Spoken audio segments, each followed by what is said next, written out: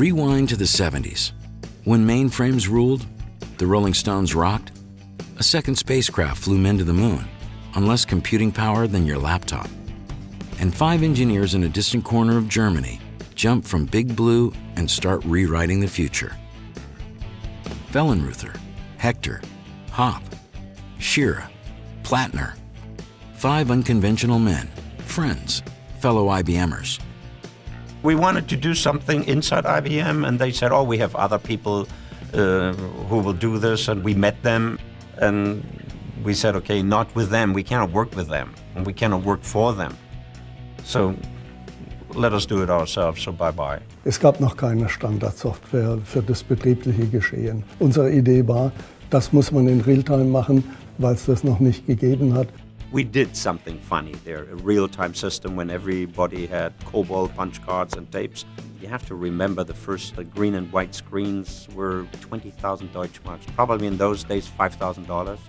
Unbelievable expensive devices we developed our software for. They launched SAP on a shoestring and never looked back.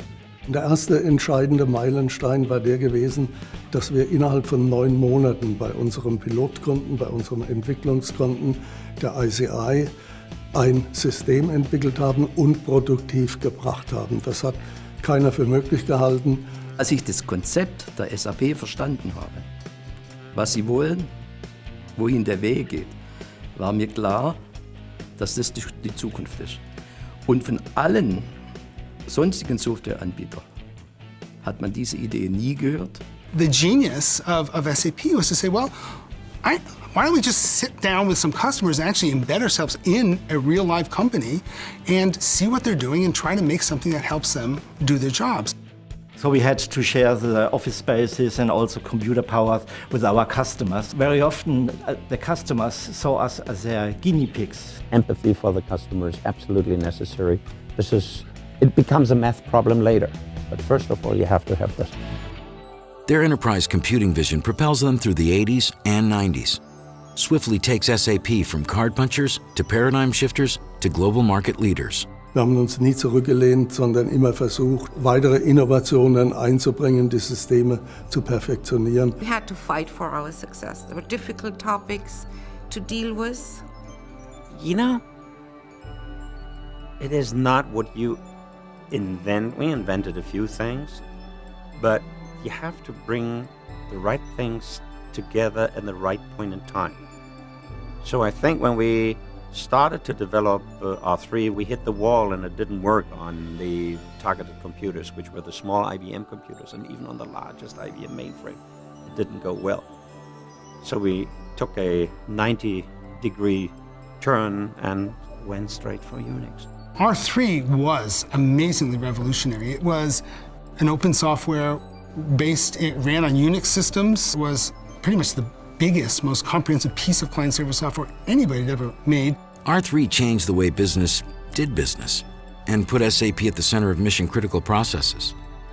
It was followed by another leap, SAP NetWeaver, an open platform that fully integrated companies' SAP and non-SAP systems in one environment. It really started re-architecting the entire enterprise software industry as a result. Wir hatten Erfolge, wir haben immer neue Kunden gewonnen und es ging stetig aufwärts. Da war gar kein Platz dafür, Pessimist zu sein. 60% growth rate, 65% growth rate per year. This is where I enjoy growth rates. SAP rises globally across 130 countries and gives business a launching pad to grow and work globally. One of the really intelligent and prescient moves that SAP made was to say, okay, we're not just going to be an applications company, we're also going to be a platform company. We're going to build that foundational element that allows us to extend into the enterprise and across the enterprise at a functional level. Serving business from the inside out meant constantly listening, learning, evolving, from meshing systems with the internet to defining SOA standards. You have to catch the right wave. You can be in the water all the day, so you miss the wave because you're talking to somebody else too long, you miss it. You have to be on that one. So we rode that wave, that timing was perfect.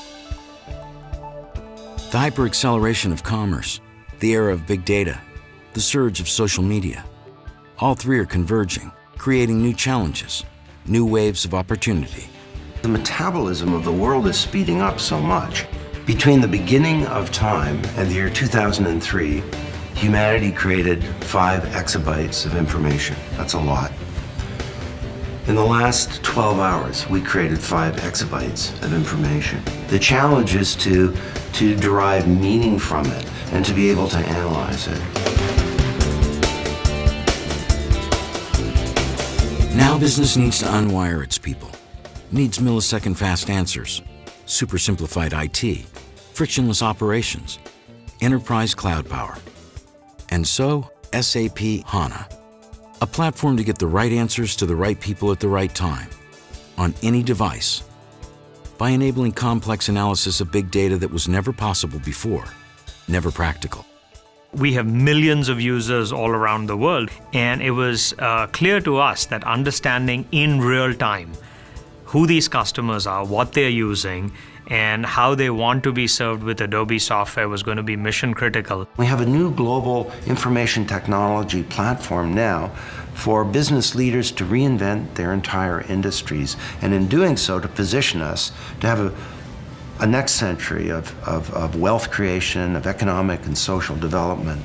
Wenn wir an Rechnerkonzepte denken, Infrastrukturen in den Unternehmen, mobile Applikationen, Netze, Cloud Computing, was da alles auf uns zukommen kann, dann sehe ich die SAP dort in der Startposition in der 1 gegenüber allen anderen Anwendern. With all what we know and the new technologies we have, which is the data management platform, which is the messaging platform, and the mobile infrastructure, we can redefine applications.